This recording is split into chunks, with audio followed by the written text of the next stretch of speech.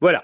Alors, je vous remercie d'abord d'être venu participer à cette conférence qui, évidemment, a le côté frustrant de ne donner la parole qu'à un seul intervenant, c'est-à-dire moi-même. Mais c'est un exercice qui est aussi nécessaire et utile. Alors, la thématique que j'ai choisi d'aborder ce dimanche n'est pas simple, c'est la question de la Russie et de l'Europe. Je dirais la Russie et l'Europe, mais je dirais aussi la Russie dans l'Europe. Ça sera la dernière partie. Donc, sur le plan de préparation, 7 points prévus. Un, les origines européennes de la Russie, et je vais évoquer la Russie de Kiev, la Rousse de Kiev plus précisément, et l'Antiquité et le Moyen Âge, si on peut dire. Quels sont les peuples qui composent la Fédération russe d'aujourd'hui, leur nature, leur origine, leur langue. Le malentendu entre les Européens hors russes et les Russes eux-mêmes depuis pas mal de siècles. Le bilan du communisme, j'en profiterai pour parler de la Seconde Guerre mondiale, les contentieux actuels entre la Russie et ses voisins, la question de Biélorussie, la question de l'Ukraine, la question de la Géorgie, la question de l'Arménie. Il y a beaucoup de sujets d'actualité en ce moment. L'alliance avec la Turquie, est-ce que cette alliance est saine entre la Russie et la Turquie? Est-ce qu'elle va durer? Comment la briser si c'est notre intérêt? Le bilan donc du poutinisme, même si Poutine est encore au pouvoir, il va rester encore un certain nombre d'années. D'ailleurs, on expliquera pourquoi il reste pour l'instant et pourquoi il ne cède pas le pouvoir. On verra aussi qui est Navalny. Et puis enfin, la grande partie, l'avenir européen de la Russie. Pourquoi la Russie doit faire partie de la grande Europe? Pourquoi l'Europe unie doit lui proposer une porte ouverte? Et quelle porte ouverte et sous quelle forme? Voilà ce que je me propose d'évoquer avec vous. Alors commençons par l'origine du territoire russe et du peuple russe. D'abord, l'espace russe européen, puisque c'est essentiellement celui dont on va parler, a été peuplé bien avant les Slaves par d'autres populations. Par exemple, si vous prenez l'Ukraine actuelle, qui est important parce que ça fait partie de la matrice de la Russe, donc la Russe, comme on dirait, slave, et ensuite de la Ruthénie, puis de la Russie, eh bien, donc vous avez ce qu'on appelle les Sarmates. Les Sarmates, ce sont des peuples iranophones nomades, donc iraniens, mais des Iraniens avant d'être partis en Iran, donc des Iraniens qui sont restés des Européens, et donc qui vont donner un certain nombre de vocabulaire iranien à la langue russe, et des mots importants d'ailleurs. Ensuite, vous avez eu aussi en Ukraine des Goths qui se sont installés au IIIe siècle de notre ère, donc qui ont déjà commencé à une première influence germanique sur les peuples slaves. Alors, les Slaves viennent plus ou moins de la zone de la Biélorussie, hein. À l'époque antique. On les appelait souvent les Vénèdes. Les Vénèdes ont ensuite été appelés par les Allemands les Wends. Et ces Vénèdes, donc, ont ensuite été appelés les Slaves. Slaves, alors il y a plusieurs explications pour ce mot. Soit ça vient du slave, si on peut dire slava, qui veut dire la gloire, et donc les Slaves, ce sont les glorieux. Soit ça vient du mot slovo, qui désigne le mot. Et en fait, les Slovènes, les Slaves, en général, seraient ceux qui parlent la même langue. Bon, c'est l'idée générale, en tout cas, qui ont les mêmes mots. Mais en tout cas, ça n'a rien à voir avec le mot esclave, sclavus en latin, qui vient d'un peuple slave, effectivement, les Sclavènes, qui ont été souvent victimes, parce que païens, de l'esclavage de l'Empire carolingien, qui faisait vendre par des marchands israélites les païens slaves aux morts, hein, d'ailleurs au monde musulman. Et Charlemagne, les Carolingiens, faisaient de l'argent ainsi. Donc, les Sclavènes ont donné le mot sclavus, slave, et certains ont mal interprété ce mot. On pensait que le nom slave en général veut dire esclave, c'est une imbécilité. Bon, et ça a coûté cher, historiquement, on en reparlera. Ça, c'est le point général. Donc, il y a ensuite les Slaves. Donc, ces Slaves de l'Est, puisque c'est le terme qu'on emploie, qui sont les ancêtres des Biélorusses, des Ukrainiens et des Russes, vont commencer à s'étendre vers l'espace de la Russie d'aujourd'hui, qui était peuplé par des populations qu'on dit phéniques ou finniques, c'est-à-dire en fait des populations proches des Finlandais, donc des populations européennes, mais d'un type ethnique différent, et qui vont être repoussées vers le nord, mais ils vont ensuite se mélanger avec une partie des Russes dans les villes les plus au nord de la Russie d'aujourd'hui. Donc, les Russes, au sens génétique, sont essentiellement des peuples slaves de l'Est, très proches génétiquement d'ailleurs des Polonais, mais avec, plus on va vers le nord, un apport phénique plus ou moins significatif qui laisse quelques traces qui réapparaissent chez certaines populations. Donc ensuite, ces Iraniens nomades que j'ai évoqués, les Sarmates, ont laissé aussi un petit espace et une petite trace génétique, mais plus culturelle et linguistique. Et ça, c'est l'ensemble de la Russie traditionnelle. Donc, cette Russie, au départ, elle a un nom, euh, et ce nom, c'est les Scandinaves qui lui donnent. Effectivement, on n'a pas de nom précis de l'espace russe avant l'arrivée de Suédois et de Vikings. Je vais en parler très rapidement parce qu'ils sont à la base de la création du pays, tout simplement. Alors, les Slaves, qui sont divisés en tribus, ces Slaves de l'Est, sont appelés les Gardars, les Gavar, donc, alors G-A-R-D, un D spécial A-R en scandinave, Gavar, qui veut dire ceux des villes. Parce que les Vikings se sont rendus compte, les Vikings de l'Est, hein, donc ce qu'on appelle les Varegs, suédois et un peu danois parfois, se sont rendus compte qu'il y avait déjà des villes. Donc la légende d'une Russie slave, comment dire, arriérée, dans laquelle les Suédois, les gens du Nord, donc les Scandinaves, auraient apporté la civilisation, ce qu'on appelle la thèse normaniste ou normande, est une thèse fausse. Il est évident qu'il y a des Suédois qui sont venus et qui sont installés et qui ont aidé à la construction des États modernes qui vont devenir la Russie, mais les Slaves eux-mêmes étaient déjà organisés en ville, puisque le nom du pays, c'est Gardariki, qui veut dire plus ou moins le royaume des cités. Donc ils avaient constaté que les cités russes étaient divisées par des tribus, et donc ils ont essayé de s'implanter. Ce qui donne des villes qui ont un double nom. Par exemple, si on prend la ville de Novgorod, Novgorod la Grande, qui est une grande ville de la Rousse médiévale, son nom scandinave est Holmgavr. Mais il y a d'autres choses. Par exemple, la ville de Souzdal, c'est Source-Dalar. La ville de Smolensk, qu'on imagine extrêmement slave par son. Eh bien non, c'est Smaleskia. La ville de Rostov, c'est Ravstofa. Je sais le prononcer en scandinave, c'est pas facile. En revanche, la ville de Kiev est Kievo. Et Kievo, ça veut dire le château de Kii. Kii, c'est un slave qui a fondé la ville avec ses deux frères. Et dont le mythe rappelle parfois aussi celui de Romulus et Rémus, fondateur de Rome. Donc Kiev, c'est la ville la plus slave des deux. Novgorod, c'est la ville la plus scandinave. Le fondateur de la dynastie dite des Rurikides, qui est donc le premier tsar, si on peut dire, qui est le premier chef d'État, s'appelle Rurik. Alors Rurik, son vrai nom, c'est Rorik. Alors je le prononce aussi en danois, Rorik ou Ruruk, qui habite la ville de Dorestadt, dans le Danemark.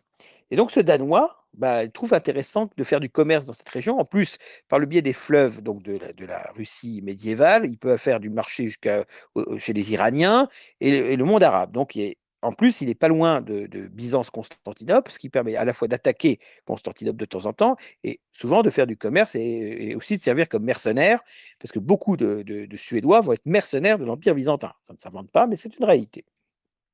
Donc cette terre de Gardariki, c'est le vrai nom originel par les Scandinaves de ce qu'on appellera la Rousse de Kiev. Alors la Rousse, R-U-S, son nom est bizarre. Les Russes aiment bien dire que c'est un nom slave venant d'une rivière qui s'appellerait la rivière Ross, mais d'autres disent que c'est un nom que les Finnois donnaient aux Suédois, Ruotsi. On ne saura jamais véritablement la vérité, peut-être qu'elle est entre les deux, la fierté russe aime bien dire que ce n'est pas un nom viking, mais il faut reconnaître que les Suédois se sont réellement implantés, que les premières dynasties sont d'origine suédoise. Par exemple, Oleg, qui est un des grands tsars, donc le nom fait extrêmement save, Oleg, et bien Oleg, ça vient de Helgi en suédois. Et les exemples sont sans fin. Ce n'est qu'avec Sviatoslav qu'on va commencer à avoir un Suédois portant un nom slave. Les Sviatoslaves, évidemment, ça fait très slave, mais les noms précédents sont germano-scandinaves. Voilà, c'est comme ça. De toute façon, il n'y a aucun pays d'Europe qui ait vécu, qui se construit indépendamment des autres pays d'Europe, des autres peuples d'Europe. Dans le cas de la Russie, c'est un mélange donc de slaves, extrêmement dominant bien entendu, et de germains, avec quelques autres apports. Alors, on a le mythe souvent, et notamment chez les nationalistes et identitaires, comme quoi la Russie serait, entre guillemets, arriérée, et surtout qu'elle aurait un mode de pensée qui serait totalement, nécessairement autocratique. En termes clairs, les Russes seraient naturellement portés à l'autocratie. On pense au tsarisme, on pense à Staline, et certains pensent à Poutine. Eh bien, c'est faux. Car en réalité, dans les cités slaves, le mode de fonctionnement était le même que dans les cités grecques. C'est-à-dire qu'il y avait différentes cités et chaque cité avait une assemblée populaire, une assemblée du peuple qu'on appelait les vieciers. La viecier ou assemblée populaire, c'était l'assemblée de tous les hommes libres réunis, une sorte d'agora, et ils décidaient des lois, ils décidaient des règles, etc. Donc en réalité, contrairement à ce qu'on croit, la société slave, et notamment la société des Russes anciens, des Rutènes, était parfaitement démocratique. Et oui, ça surprend, je sais. Alors évidemment, il y a aussi une notion extrêmement importante dans le monde slave, c'est que les Slaves avaient beaucoup de communautés agricoles et ce qu'on appelle le mir. Alors le mir, c'est un mot, mir en russe, c'est un mot qui a trois sens. Ça veut dire le monde, la paix, P-A-X, ou un mode d'agriculture. Et les trois mots viennent du nom du dieu Mitra. Eh oui, c'est bizarre, mais c'est comme ça. Mitra, en sarmate, c'est Mir, mère en arménien. Et donc, ce dieu Mir est un dieu solaire, bien entendu, c'est un dieu de la vérité, c'est un dieu extrêmement valorisé, puisqu'il a même inspiré les empereurs romains. Et donc, il désigne à la fois le dieu du monde et le dieu de la paix. Et ces deux dimensions-là se retrouvent dans le nom du Mir, donc un mot extrêmement courant. Vous prenez un dictionnaire russe, vous cherchez Mir, et vous trouverez que c'est extrêmement important. Ça, c'était fondamental de vous l'expliquer, chers amis. Alors, évidemment, cette Rousse de Kiev, et donc pourquoi Kiev? D'abord parce que le Rurik va s'installer d'abord à Novgorod, puis ensuite à Kiev, et il fera de Kiev sa capitale. Et donc, les futurs tsars, les chefs, les rois, on pourrait dire, s'installent ainsi. La preuve que les Slaves étaient démocrates, c'est qu'il n'y a pas de mot indigène pour dire roi. Le mot indo-européen rex a été perdu de longue date. Et en fait, pour dire un roi en russe aujourd'hui, ben, vous avez plusieurs mots. Vous pouvez dire kniaz, kniaz, le prince, et kniaz, ça vient de l'allemand König, ou du vieux germanique Kuningaz. Donc c'est un mot allemand. Vous pouvez également dire Korol. Korol, en fait, c'est Carolus, comme Carolus Magnus, comme Charlemagne. Korol veut dire roi. Donc il n'y a pas de mot indigène en slave et en russe pour dire le roi. C'est vraiment la preuve que c'était une démocratie au sens strict. D'ailleurs, la structuration royale va naître avec ces Suédois, justement, puis ensuite avec le christianisme, car le christianisme est porteur naturellement d'une vision monarchiste de la société. C'est quelque chose qu'il faut avoir en tête.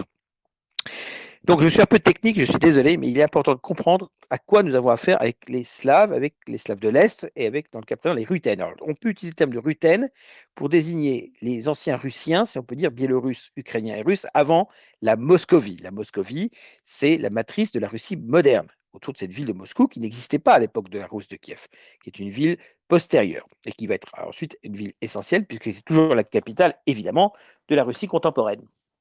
Alors, une fois qu'on a dit ça, eh bien, on se rend compte que ces peuples russes, ces peuples slaves, sont parfaitement européens comme les autres, et ils ont conservé des traditions païennes plus que les autres.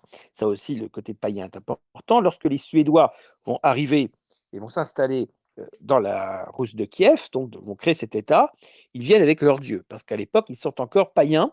Ce ne sont pas des Suédois devenus chrétiens, et les Suédois sont les derniers à devenir chrétiens. D'ailleurs, ils le deviendront vers la fin du XIe siècle, ce qui est d'ailleurs très tardif. Même après, donc, finalement, la conversion de Vladimir, le roi de Russie, qui va devenir chrétien en 989, je vais en parler. Donc, ils arrivent avec leur dieu. Et ça tombe bien, comme les Slaves sont aussi des Indo-Européens, ils ont à peu près les mêmes. Ce qui fait que lorsque les Suédois arrivent avec leur dieu Thor, eh bien, ils rencontrent les Slaves qui honorent le dieu Pirun, le dieu du tonnerre, de la guerre et de l'orage. La seule différence entre les Slaves et les Scandinaves, c'est que les Scandinaves portent le marteau de Thor autour du cou, alors que les Slaves portent la hache de Perun autour du cou, ce qu'on appelle la Sakira Peruna, la hache de Perun, qui se portait en pendentif, exactement comme le marteau de Thor. Bon. Par ailleurs, Odin intervient également. Il est associé au dieu Volos. Donc le dieu Volos, c'est un dieu des troupeaux, c'est un dieu agricole et berger. Mais c'est un dieu aussi de la sagesse, c'est un dieu qui gère les prêtres, c'est un dieu qui a beaucoup d'importance. Et donc, bah, il l'associe ainsi à Odin. Le dieu Balder, le dieu de la lumière, sera associé au dieu Dashbog, et ainsi de suite. Alors, rappelons aussi que dans ce panthéon, il y a des dieux iraniens, le dieu Rors, par exemple, qui est le dieu du soleil, vient de l'iranien Rorsid, qui a donné le farsi moderne, Hur. Donc, des emprunts. Il y a un dieu du soleil au sens strict qui s'appelle Sonse. Sonse, sol, dedans, c'est le soleil. Voilà, ça, c'est le panthéon. Et il y a des prêtres, l'équivalent des druides, ce sont les Volhvi. Alors, ça s'est traduit ensuite en russe médiéval par les mages ou les devins. Mais au départ, c'était des prêtres païens comme les druides. D'ailleurs, le mot druide, en irlandais, va aussi évoluer dans le sens de magicien, sorcier et autres. Ces Volhvi sont des gardiens de la tradition slave. Ils ont des robes blanches, comme les druides, comme les prêtres, et ils vont résister longtemps au christianisme d'ailleurs. Donc, à un moment donné, il y a un personnage fondamental de l'histoire russe, pas n'importe lequel, c'est Vladimir, dit le Soleil Rouge, Krasnoye Solnce en russe. Donc, Vladimir, ça veut dire maître du monde en russe, ou garant de la paix, selon qu'on a envie de traduire dans l'un sens ou l'autre. Ce maître du monde, Vladimir, commence d'abord à essayer de rénover le paganisme local en 980. Il essaie d'unifier le culte et il va construire un grand sanctuaire à Kiev dédié à ces dieux-là. Pourtant, 9 ans après, il va changer complètement de stratégie, faire abattre les statues des dieux qu'il a fait construire et devenir chrétien. Qu'est-ce qui a changé? D'abord, il a une influence chrétienne dans sa famille, et pas n'importe laquelle, c'est sa grand-mère Olga, qui est devenue chrétienne de rite grec, donc son père orthodoxe. Mais son fils Viatoslav, le père de Vladimir, n'entendait pas de cette façon, et lui est resté un farouche païen, exactement comme Childéric, le père de Clovis. Sviatoslav va, malheureusement pour lui, être tué dans un guet-apens organisé par des Turcs petchénègues qui vont le piéger et l'assassiner. Ce qui fait que sa dynastie va nécessiter des guerres fratricides entre ses héritiers. C'est Vladimir qui s'impose, il fera aveugler ou tuer ses frères, c'est l'époque qui le veut. Vladimir a, selon la tradition russe, selon la légende russe, eu le choix en plusieurs religions. Et il les a écartées les unes après les autres jusqu'à atteindre la religion qu'il voulait. Abandonnant le paganisme, considérant que c'était une religion qu'il rattachait à un passé barbare, il d'abord s'interroge. Est-ce qu'il faut devenir musulman? Mais tout de suite, l'obstacle, son peuple aime le porc, son peuple aime boire, c'est incompatible, l'islam est éliminé. Le judaïsme est une opportunité aussi. Mais c'est un peuple qui est exilé un peu partout sur Terre, donc il se dit que c'est un peuple qui a été battu, ça ne correspond pas au peuple russe, donc il refuse le judaïsme que les Khazars vont accepter temporairement, contrairement à la légende. Bon. Ensuite, il reste deux possibilités, le christianisme latin ou le christianisme grec, dont sa grand-mère est membre. Pourquoi est-ce que finalement Vladimir rejette le christianisme latin? La tradition veut qu'il était impressionné par la beauté et la richesse des églises orthodoxes et que les églises catholiques, donc chrétiennes latines, lui paraissaient archaïques, pauvres, etc. Une autre raison plus logique, c'est que les voisins des Slaves de l'Est, les Polanes, qui vont devenir les Polonais, sont devenus, entre-temps, avec Michko Ier, chrétiens latins et adoptent d'ailleurs l'alphabet latin, alors que les Russes vont adopter l'alphabet cyrillique qu'ils vont transformer. L'alphabet cyrillique lui-même vient de l'alphabet grec. Donc, comme ton voisin devient catholique, bah, tu as tendance à dire c'est mon voisin habituel et avec qui je ne m'entends pas nécessairement, donc je vais faire le choix contraire. Bon, et c'est exactement ce qui va se passer. Ils vont choisir le christianisme grec contre le christianisme latin. Cette rupture, évidemment, a une importance puisqu'elle existe dans les têtes jusqu'à aujourd'hui, bien sûr. Alors, ça va amener des conséquences assez dramatiques, et notamment, il y a une célèbre bataille qui va avoir lieu. Et cette bataille, bien après, a lieu en 1242. Donc là, on saute 3-4 siècles. Les Tatars ou Mongols de Gengis Khan sont en train de déferler sur l'Europe de l'Est. Ils sont en train de dominer le peuple russe. Eh bien, pas en même temps, les chevaliers teutoniques pensent utile d'aller attaquer les Russes chrétiens au nom du catholicisme, du christianisme latin. Ils considèrent que les orthodoxes sont des païens, exactement comme les Lituaniens ou les Lettons qui, eux, sont encore réellement païens. Et donc, ils lancent une attaque totalement absurde. La chevalerie teutonique se prend une correction, à juste titre, lors d'une bataille donc, qui s'appelle la bataille dite de la glace. Elle a également avec un autre nom, la bataille de Peipus. Alors Peipus, c'est le nom local effectivement de cette ville. Donc 1942. Alors en russe, ça donne Liedovoye Pobieïché. Alors Pobieda, ça veut dire la victoire. Pobieïché, donc c'est la bataille de la glace. Voilà. Chose intéressante, je parlais du paganisme slave pour dire que malgré tout, il a quand même bien résisté.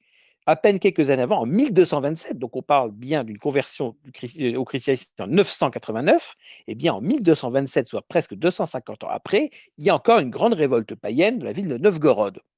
Ça ne s'invente pas, 4 prêtres Volvoï, donc, vont se révolter et amener la foule en colère à attaquer les églises.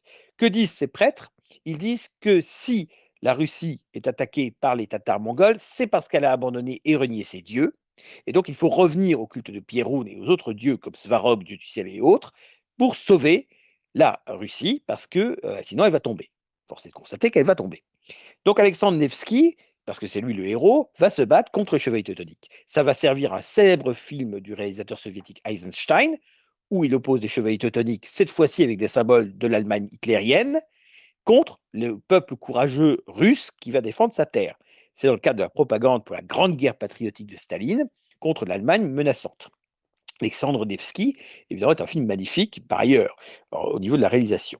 Donc, c'est une grande bataille qui a lieu, mais qui va encore plus accroître la rupture entre les latins et les grecs, entre le christianisme latin et la Russie, parce qu'effectivement, ce sont des chevaliers teutoniques qui attaquent un peuple chrétien pour le convertir à un autre rite chrétien. Tout cela, c'est incompréhensible pour les Russes et ça va créer beaucoup de problèmes.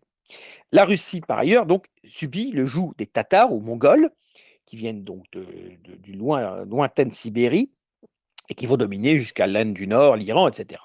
Ce sont les Russes qui vont absorber et empêcher finalement les Mongols d'envahir l'Europe et vont sauver notre civilisation d'un barbare menaçant. il faut quand même le reconnaître. Par ailleurs, la plupart des Mongols ou Tatars vont se convertir à l'islam. C'est pour ça que les Tatars d'aujourd'hui, qui en réalité sont extrêmement russifiés, qui ethniquement sont beaucoup plus russifiés européens qu'autre chose, sont musulmans, mollement musulmans, parce que les Tataro-Mongols venus d'Asie centrale vont se convertir à l'islam. C'est comme ça. Bon. À l'époque, eh bien, les choix de religion se font sur des critères extrêmement variés et bizarres. Alors évidemment, ce joug mongol va être, douloureux. Ça va leur apporter quelques mots comme Khan et autres dans le vocabulaire et du russe contemporain, si on peut dire, et quelques traditions locales, et surtout un côté autocratique parce qu'en fait, la Moscovie va naître à ce moment-là, c'est-à-dire que la Kiev est détruite, Kiev est conquise et finalement, il y a des fiefs qui vont se créer. Alexandre Nevski, par exemple, va négocier avec les Mongols pour rester au pouvoir et donc il y a un fief de Moscovie qui va commencer à naître et autour d'une rivière qui s'appelle la Moskova, la ville de Moscou va naître. Et cette ville de Moscou va prendre la place de Novgorod et de Kiev à l'époque médiévale. Donc, au départ, il y a ces tsars, donc tsar c'est César, hein, c'est le nom du grand conquérant romain. Donc, ces tsars vont créer des lois, etc., mais ils vont instaurer une autocratie dans le cadre d'un gouvernement géré par, de loin, les Tatars et Mongols. Bon. Cette Moscovie va donner un certain nombre d'Ivan, notamment le célèbre Ivan IV, donc 4 Grozny, dit-on, le terrible. C'est d'ailleurs une ville célèbre de Tchétchénie qui s'appelle Grozny. En russe, ça veut dire le terrible. Ivan le terrible, donc, qui est un tsar extrêmement autoritaire, extrêmement dur, qui fait tuer ses ennemis, qui pratique donc le servage. Le servage, c'est une pratique qui existe dans toute l'Europe médiévale, évidemment, mais elle va durer plus longtemps en Russie que partout ailleurs. C'est une forme donc d'asservissement des paysans. Ils restent officiellement des hommes libres, mais en réalité, ils sont traités comme les esclaves de l'Empire romain. Bon. Et c'est vrai de tous les paysans médiévaux de l'Europe occidentale et aussi bien d'ailleurs. Donc ça, il faut avoir ça en tête, c'est important. Et effectivement, nous avons donc une Russie qui commence à se libérer de ce joug tataro-mongol qui l'oppresse et qui l'opprime. Mais il faut savoir que contrairement à une légende qui va être propagée pendant longtemps, eh bien, les Russes ne vont pas du tout être asiatisés. Il n'y a pas de métissage avec des populations de toute façon très peu nombreuses. Les populations donc russes sont soumises à ce joug tatar, mais elles ne sont pas tatarisées sur le plan civilisationnel, sur le plan religieux, sur le plan linguistique. Elles restent des populations européennes, donc il n'y a pas d'asiatisation, il n'y a pas de mélange dont les Russes auraient été les victimes. Ça, c'est important de le dire parce que ça fait partie de cette mythologie d'un peuple russe qui ne serait pas vraiment européen, mais qui serait eurasiate. Douguin joue cette partition aussi, à tort à mon avis, par une forme de donc son eurasisme, qui est une forme, en fait, je dirais, de souverainisme russe, apparenté à la France-Afrique dans le cas de chez nous, c'est-à-dire l'obsession d'aller trouver chez l'autre une réponse alors qu'on a chez nous la réponse. Alors évidemment, les relations avec le monde chrétien latin sont très compliquées. D'abord, il y a cette séparation qui aurait pu être surmontée. Par exemple, Henri Ier de France avait épousé Anne de Kiev, donc déjà il y avait des liens forts, mais la rupture due à l'occupation tataro-mongole va couper quand même la Russie du reste des courants culturels de l'Europe.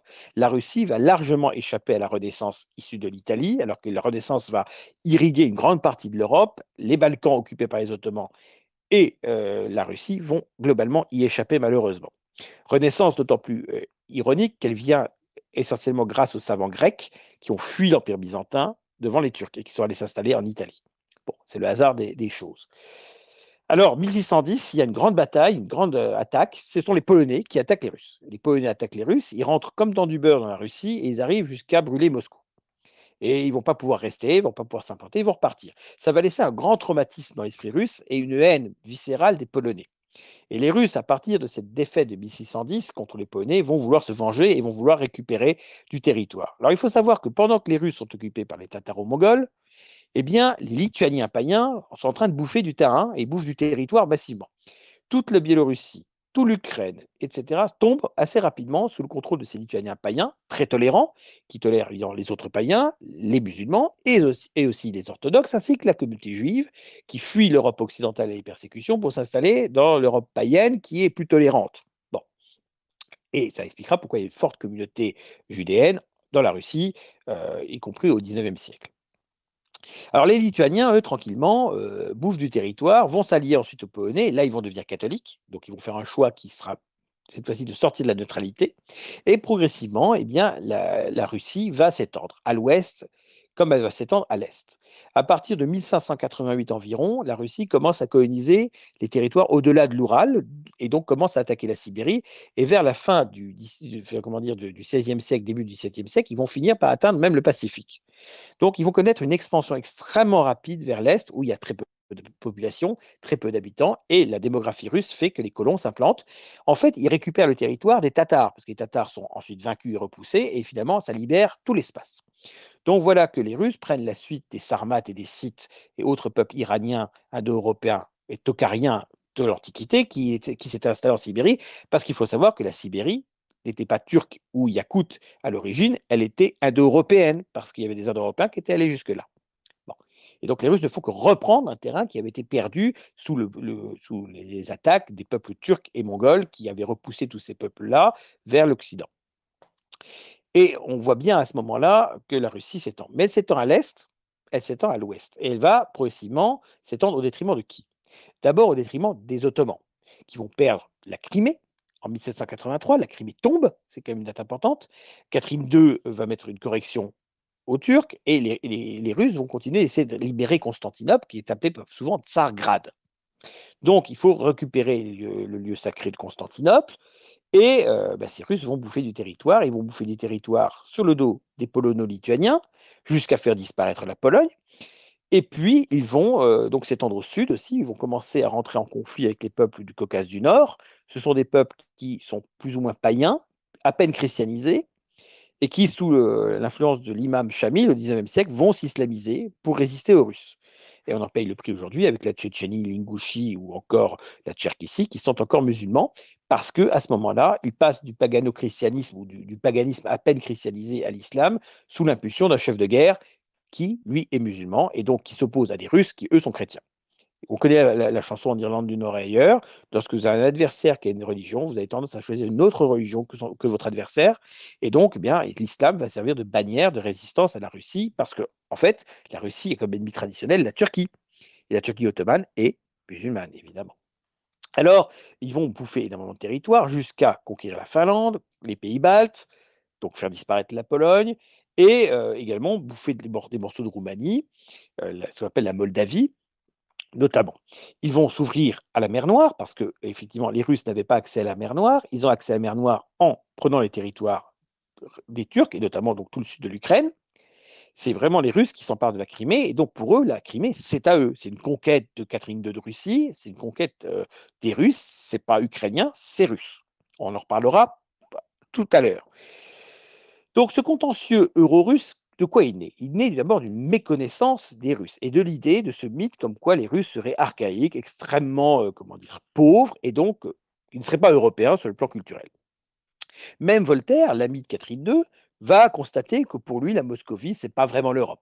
Il dit pas que c'est pas européen, mais il dit c'est autre chose, voilà. Et ce mythe va faire beaucoup de dégâts, notamment à cause de la Révolution française et de Napoléon Bonaparte.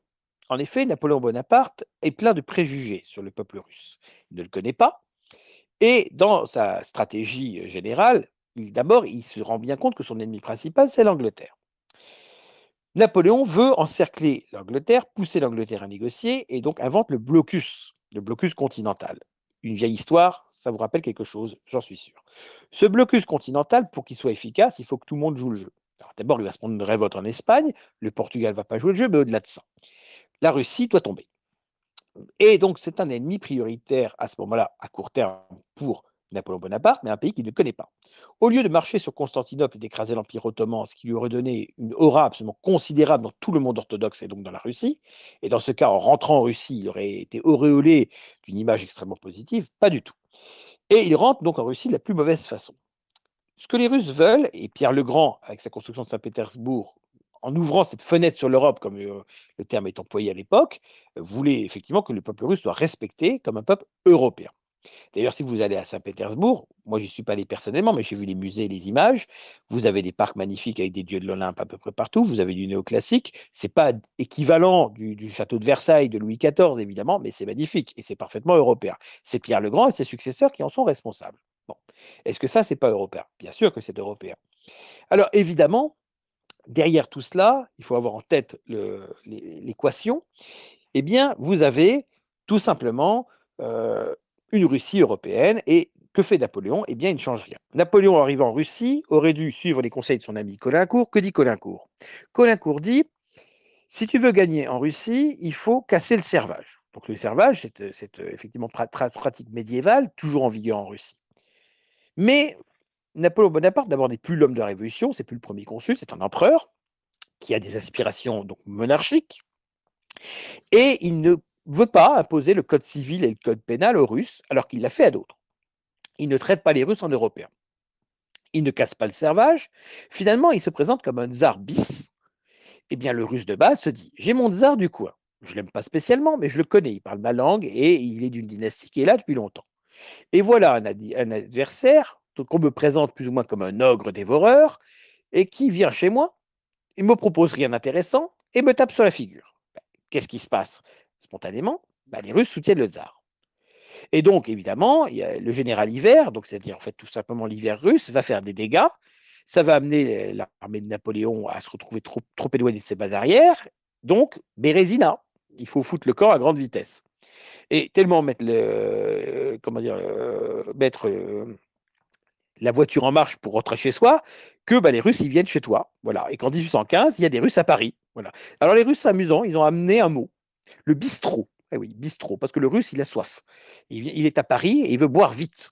Et bistrot en russe, ça veut dire vite. Donc bistrot, le lieu où on boit vite. Voilà, un mot russe qui est rentré dans la langue française à cause de l'occupation de 1815 par les Russes de la France, effectivement. Après les 100 jours, ils n'étaient pas là en 1814, mais Napoléon ayant voulu revenir de l'île d'Elbe, évidemment, à l'arrivée, il y a une occupation russe.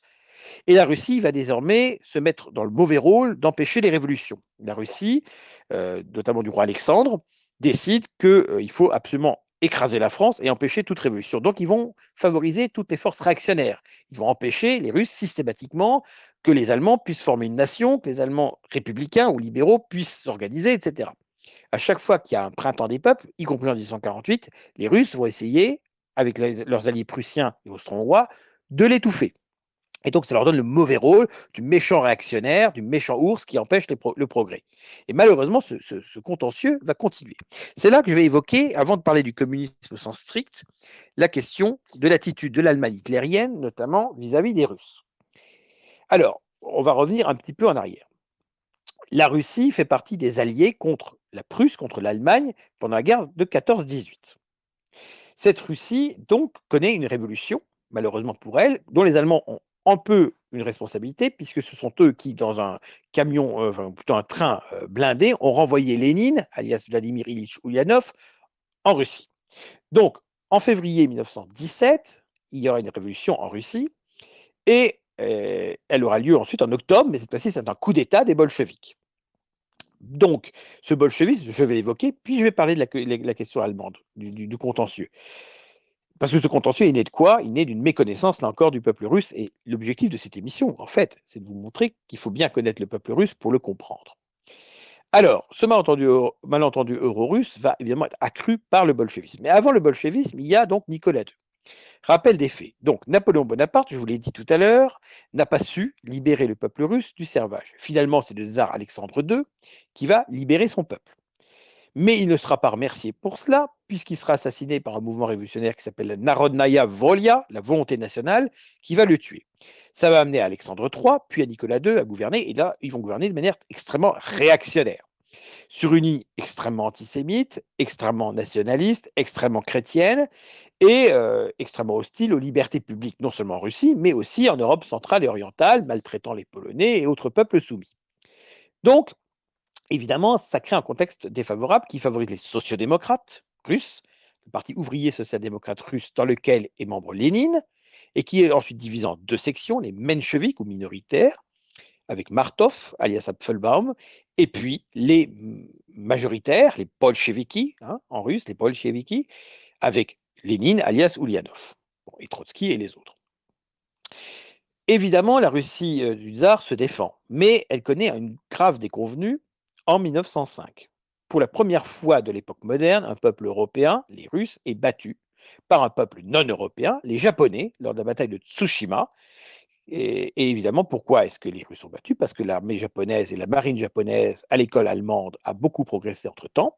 Les Russes sur deux se prennent une branlée, et évidemment, ça amène une révolution dans le pays, parce que cette défaite est monstrueuse.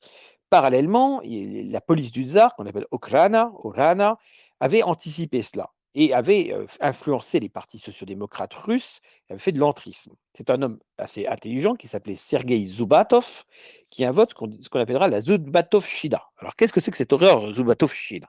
Eh bien, ce qu'on appelle le socialisme policier. C'est-à-dire qu'il dit au tsar, eh bien, écoute mon gars, si tu veux empêcher les sociodémocrates d'arriver au pouvoir, eh bien, tu as intérêt à te la jouer fine et tu as intérêt, tout simplement, à être plus socialiste que les socialistes. C'est exactement ce que fait Bismarck. En plus, Bismarck va prendre les plus grandes mesures socialistes de l'Allemagne pour empêcher les sociodémocrates d'arriver au pouvoir. Et donc Zoubatov a tout compris. Il se fait aider d'un pope qui s'appelle le pope Gapon, qui est une figure aimée du peuple russe, et ces deux-là inventent donc ce socialisme policier qui permet de détourner une partie des ouvriers en faveur du tsar au lieu d'être contre lui. En 1905, le pope Gapon organise d'ailleurs une grande manifestation en faveur du tsar, et ils vont donc marcher vers le tsar, mais non pas pour l'attaquer, non pas pour le faire tomber, mais pour lui demander de l'aide. Or, le tsar fait tirer sur la foule. C'est fini, la stratégie de Batov tombe à l'eau, le peuple a compris que son tsar avait peur de lui, était capable de lui faire tirer dessus. Révolution, mais le tsar maintient quand même sa place. Il fait des concessions, il crée une Douma, une assemblée du peuple, et donc donne quelques gages aux libéraux. Il mettra ensuite Piotr Stolypine comme sorte de premier ministre qui va beaucoup faire développer l'économie russe avant les bolcheviks. Évidemment, il y a un homme qui a tout compris, c'est pas n'importe qui, c'est monsieur Raspoutine, rien que lui. Raspoutine est à la côte du roi, il est à l'écoute du roi parce qu'il aide en fait le tsarevitch, le petit tsar, le fils du tsar et de la tsarine, qui est atteint d'une hémopathie, une hémophilie, je crois précisément. Il est malade et il peut mourir. Or, Raspoutine a trouvé des recettes pour le guérir. Et Raspoutine dit quelque chose de très important, il dit au tsar, si tu rentres en guerre, tu vas mourir et ton pays va tomber. Mais le tsar est un peu coincé. Pourquoi? Parce que les nationalistes sont en train de monter. Après 1905, il y a un mouvement nationaliste russe extrêmement puissant qui s'appelle les Centuries Noires. En russe, ça s'appelle les Tchernosotiensti. Voilà, Sotiensi. Le mouvement s'appelle la Tchornaya Sotnia, la Centurie Noire. Son vrai nom, c'est l'Union du peuple russe, UPR, dirigée par le docteur Dubrovin, qui sera réhabilité après la chute du communisme dans les années 1991 et quelques. Donc ces centuries noires, extrêmement antisémites, qui ressemblent à une forme de proto-fascisme, défendent le tsar. Ils défendent l'Église, ils portent souvent des chemises noires ou jaunes pour aller mater les étudiants révolutionnaires, et ces gens-là ont une cote d'amour assez forte aussi en Russie.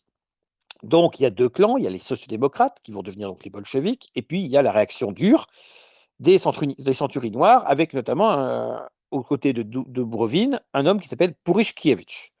Purishkievich est de la famille du tsar et c'est quelqu'un qui est important. Alors, donc Raspoutine. Pourquoi je parle de Raspoutine? Parce que donc évidemment, il y a cette fameuse Première Guerre mondiale qui est enclenchée. En effet, la Serbie refuse de reconnaître sa responsabilité dans l'assassinat du prince François-Joseph d'Autriche-Hongrie. L'Autriche-Hongrie déclare la guerre à la Serbie, la Russie solidaire de son peuple frère déclare la guerre à l'Autriche-Hongrie, l'Allemagne déclare la guerre à l'Autriche-Hongrie et à la Russie, et comme la France a un accord avec la Russie, la France déclare la guerre à l'Allemagne. L'Allemagne occupe la Belgique, l'Angleterre attaque l'Allemagne, et voilà, la Première Guerre mondiale enclenchée, 4 ans de guerre meurtrière, 8 millions de morts en Europe, pour rien, et certainement pas pour que l'Europe soit à l'image de ce qu'elle ressemble aujourd'hui. Mais malheureusement, eh bien, les peuples sont manipulés, les peuples sont entraînés dans la guerre, et Raspoutine, qui avait dit au tsar, tu vas mourir, a raison. Mais il n'aura pas la chance de voir qu'il avait raison, parce qu'en 1917, il est assassiné par le fameux Purishkevich que j'ai évoqué. Alors, c'était difficile pour l'assassiner, hein, parce que Raspoutine, c'est une force de la nature. Donc, malgré le poison dans son thé, eh bien, il tient et il va falloir le tuer au fusil, au pistolet, parce que même empoisonné, il reste debout. Raspoutine est tué, il ne verra pas qu'il a eu raison, mais le tsar va payer la facture. Effectivement, donc février 1917, la première révolution de février, ce sont les sociodémocrates avec Kerensky qui arrivent au pouvoir, mais qui sont obligés légalement, dans leur accord avec la France et l'Angleterre, de maintenir la guerre. Or, les Russes n'en veulent plus, les Russes n'en peuvent plus de cette guerre. Eh bien, les bolcheviks vont en profiter. Ils vont s'emparer des soviets, ces premières assemblées populaires qui se mettent en place spontanément, et vont faire un coup d'État en octobre 1917, s'emparer du pouvoir. C'est un coup d'État, ils ne sont pas arrivés démocratiquement, à la différence d'Hitler par exemple, ils arrivent par un coup d'État. Et donc, ça déclenche quoi, un coup d'État? Eh bien, ça déclenche 4 ans de guerre civile. 4 ans d'une guerre civile meurtrière entre les Blancs, donc les partisans du tsar, et les Rouges, l'armée rouge de Trotsky. Massacre, horreur, et finalement, beaucoup de Russes vont aller s'exiler. Et ils vont s'exiler où? Eh bien, beaucoup de Russes blancs, donc beaucoup de Russes réactionnaires, se retrouvent dans la ville allemande, bavaroise de Munich. Où ça? Munich en 1919, en 1920. Et donc voilà plein de Russes anti-bolcheviques, y compris des gens qui n'étaient pas russes ethniquement, comme Alfred Rosenberg, qui se retrouvent dans les rues de Munich à s'emmerder. Bon. Et maudire, bien entendu, les bolcheviks et maudire les Israélites qu'ils associent au bolchevisme. Bon. Et donc, tous ces gens-là ben, vont rencontrer un petit parti qui s'appelle la DAP, Parti des travailleurs allemands, et ils vont rejoindre un parti dirigé par un Allemand d'origine autrichienne, un certain Hitler, à l'époque très peu connu. Alors au départ, ce personnage n'est pas anti-russe, contrairement à ce qu'on croit. Il n'est pas du tout anti-russe, il est même plutôt pro-russe. Et on se demande pourquoi alors, 20 ans après, il va attaquer la Russie dans des conditions abominables et traiter les Russes comme des sous-hommes. On se demande au départ. Parce que finalement, il y a ce thème de l'espace vital à l'Est et que l'Allemagne aurait besoin de coloniser l'espace russe, donc de remplacer les Russes slaves par des colons. Une forme de colonialisme à l'anglaise ou à la française, mais contre un autre peuple européen. Absurdité. Évidemment. Et évidemment, l'argument, c'est qu'ils ce sont des méchants bolcheviks et donc qu'il faut évidemment les écraser. Maintenant, ça, c'est la propagande des Allemands. Les Russes, eux, jouent la stratégie de leur côté, jusqu'à d'ailleurs s'allier à l'Allemagne, le fameux pacte germano-soviétique de 1939, qui est un pacte plus ou moins d'attente, en se disant on ménage l'Allemagne, on verra bien. C'est l'idée que l'Allemagne ferait mieux de s'occuper de l'Ouest, et comme ça fout la paix à la Russie stalinienne. Alors, j'ai parlé de quelqu'un, j'ai parlé de Staline. Et donc, effectivement, on va parler de Staline et ensuite de cette guerre patriotique très importante. Parce que si vous ne connaissez pas la grande guerre patriotique de l'Union soviétique entre 41 et 45, vous ne comprenez pas le peuple russe. Et vous vous agacez, à juste titre, quand vous êtes anticommuniste, quand vous voyez que Poutine fait dans l'antifascisme incantatoire, dénonce le fascisme et fait l'apologie de la grande armée rouge et du grand peuple soviétique. Bon, on peut dire c'est énervant, c'est irritant. Mais il faut comprendre pourquoi. Et si on ne le comprend pas, alors on se trompe de logiciel lorsqu'on veut répondre à Poutine. Donc d'abord, qui est Staline? Alors Staline, c'est un ancien séminariste et surtout c'est un ancien agent de la police du tsar Okhrana. Donc c'est une taupe en réalité. Il est une taupe du tsar à l'intérieur du Parti social-démocrate russe. Et lorsque son maître tombe, puisque Nicolas II va donc tomber, il va être exécuté, assassiné lui et sa famille d'ailleurs, eh bien, le jeune géorgien Yossip Djougachvili, son vrai nom, qui est un moitié géorgien, moitié ossète, se retrouve sans patron. Or, le voilà implanté dans ce parti qui va devenir le Parti communiste. Il est là, par accident, et il reste. Et il s'y trouve bien, finalement. Alors, Staline, c'est quand même quelqu'un dont le surnom veut dire l'homme d'acier, hein, Stal en russe. Et il va le prouver. C'est quelqu'un qui n'est pas un tendre. C'est pas quelqu'un qui a beaucoup d'affection. C'est un tombeur de nana, il est connu, il a eu plusieurs mariages, etc. Mais quant à ses ennemis, il n'a aucune pitié.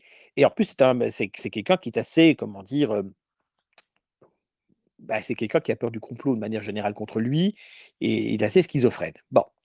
Alors, c'est là le génie maléfique sans doute de Staline, c'est qu'il va d'abord faciliter la mort de Lénine. C'est-à-dire que Lénine va être aidé à mourir plus vite. Il a des problèmes de santé graves, puisqu'en fait, il fait plusieurs AVC, Lénine. Donc, il est à moitié paralysé. Bien, Staline va faire en sorte que Lénine meure plus vite. Et ça, c'est quasiment prouvé aujourd'hui. Puis, ensuite, il va éliminer la concurrence. Trotsky va devoir s'exiler, et Staline ne l'oubliera pas, puisqu'il le fera tuer en 1940 au Mexique. Et puis, ensuite, dans les années 30, il va faire le ménage de tout le reste. Boukharine et les autres vont tous être exécutés. Il fait le nettoyage complet. Alors, ce Staline, donc, est un antisémite fanatique. Il a appris ça à l'époque de la police du tsar et quand il était ancien séminariste. Il le cachera longtemps, puisque la plupart de ses collaborateurs, jusqu'en 1940, ont des origines diverses et variées, et certains nombre d'entre eux, celle-là. Par exemple, Molotov est l'époux d'une Israélite, et d'autres encore. Litvinov, qui était l'ancien ministre des Affaires étrangères, est lui-même d'origine israélite. Staline le changera lorsqu'il voudra faire alliance avec l'Allemagne. C'est-à-dire que Staline sait ménager son allié allemand sur ce plan-là, parce qu'en fait, ils partagent un peu la même vision du monde.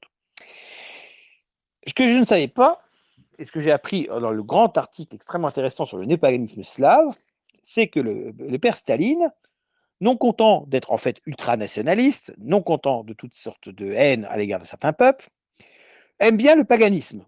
Ça ne nous rendra pas sympathique à mes yeux, mais il est quand même intéressant. Voilà ce qui est dit à son sujet.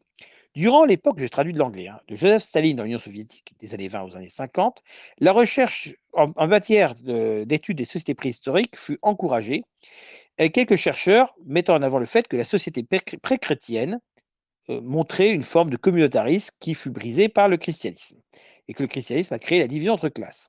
Ainsi, le système de croyance pré-chrétien connut une réhabilitation. Joseph Staline lui-même fut un soutien de l'idée du védisme slave, cette idée d'origine commune aux cultures védiques, donc de l'Inde ancienne et slave, indo-européenne. Donc, par ce petit extrait que je viens de vous lire, vous vous rendez compte que Staline, lui aussi, était intéressé par le paganisme, c'est fait des Slaves. On me dit souvent que le général Toukhatchevski, qui sera d'ailleurs tué par Staline, mais en étant victime d'un complot organisé par tout simplement les services secrets allemands, était un adepte du dieu Perun, le dieu slave de l'orage et de la guerre que j'ai déjà cité.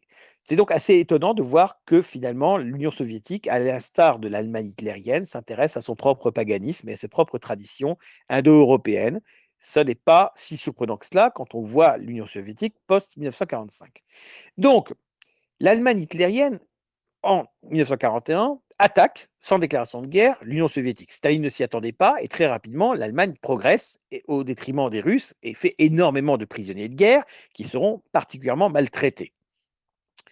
L'analyse d'Hitler, comme celle de Bonaparte, est complètement à côté de la plaque. Son anti-bolchevisme, ses phobies personnelles, sa haine des Slaves désormais et sa théorie de l'espace vital, valorisée notamment par les SS, le font se méprendre sur la Russie. Mussolini, qui est plus intelligent, Mussolini que Lénine lui-même avait qualifié de plus grand espoir politique de l'Italie, propose 3 fois à l'Allemagne de faire la paix avec les Soviétiques. Et 3 fois, l'Allemagne dit non.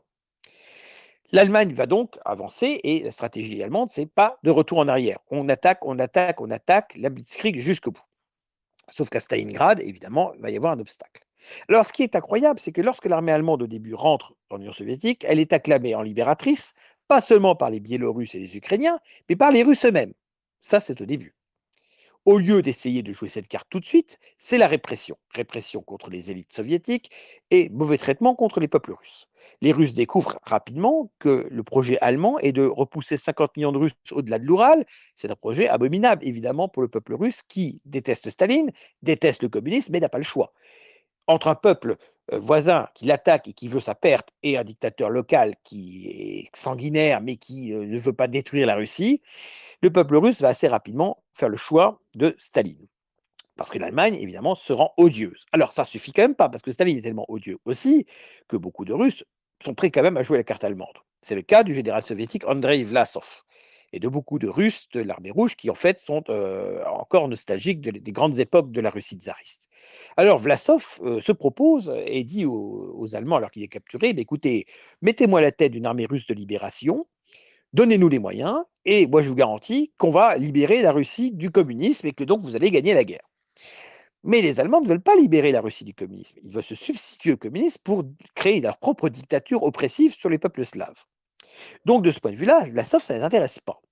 En plus, Vlasov commet une faute, stratégiquement, dialectiquement.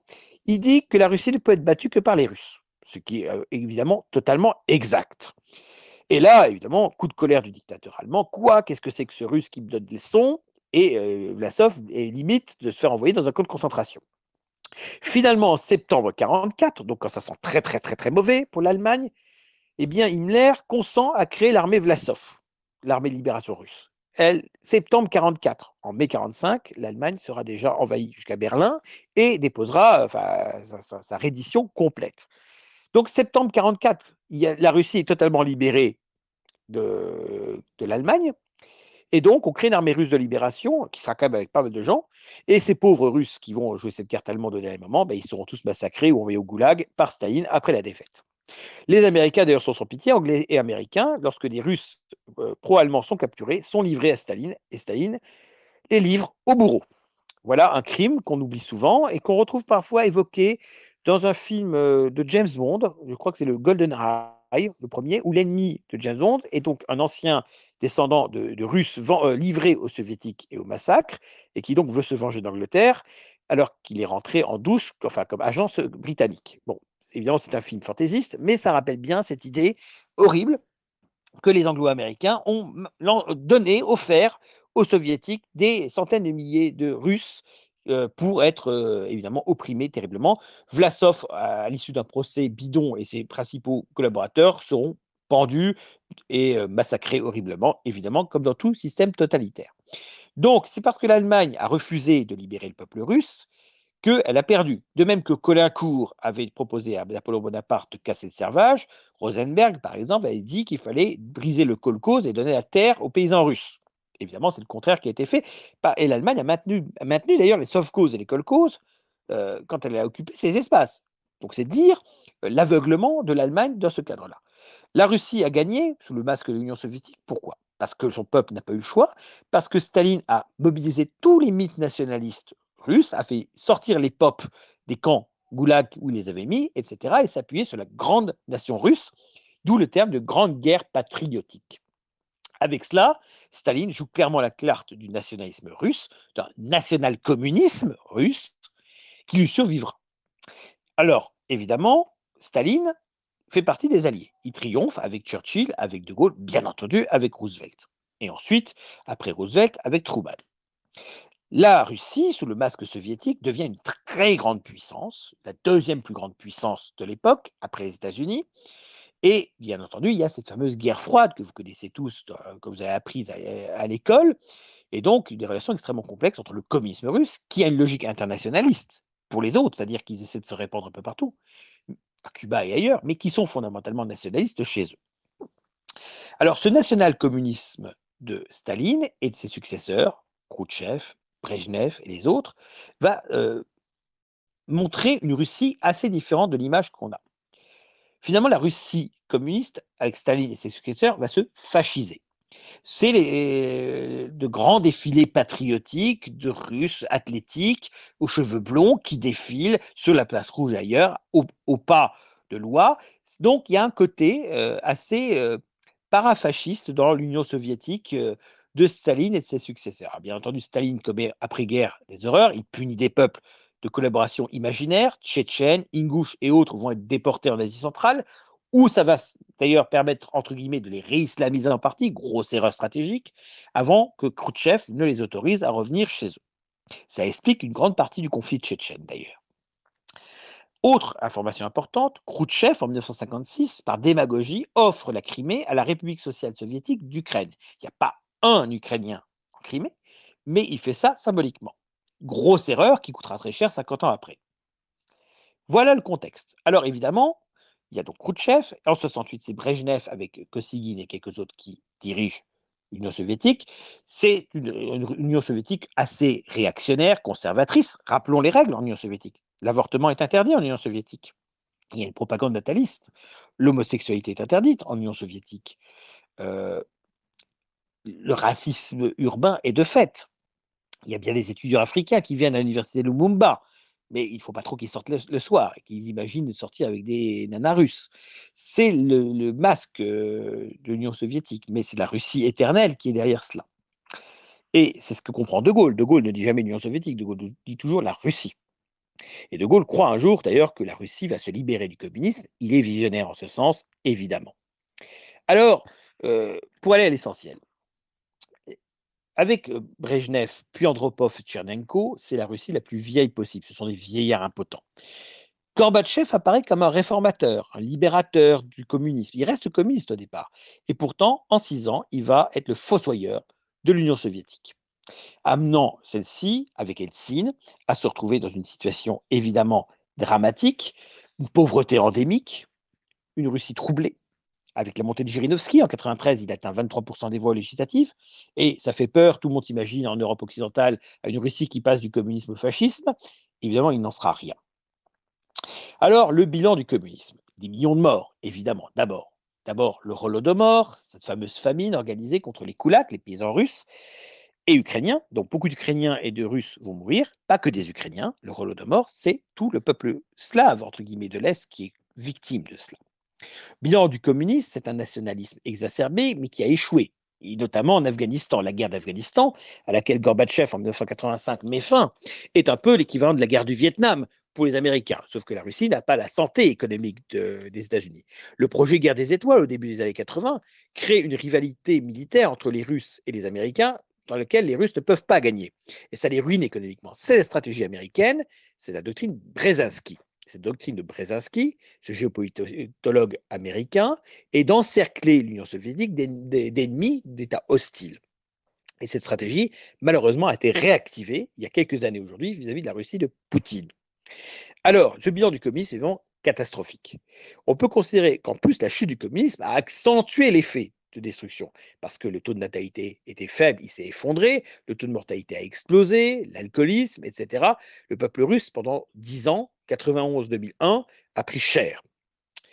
Alors, Eltsine, évidemment, a sauvé le régime parce qu'il a empêché les communistes de revenir au pouvoir. Communiste extrêmement nationaliste. Vous prenez Zyuganov, le chef du Parti communiste de la Fédération de Russie, c'est un ultranationaliste qui ferait passer Marine Le Pen pour une gauchiste.